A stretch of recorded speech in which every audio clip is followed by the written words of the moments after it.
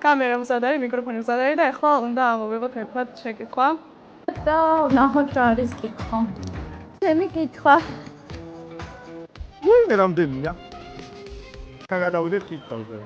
საერთოდ კითხვა. აი, კითხვა. ხო, ახლა ავიღეთ.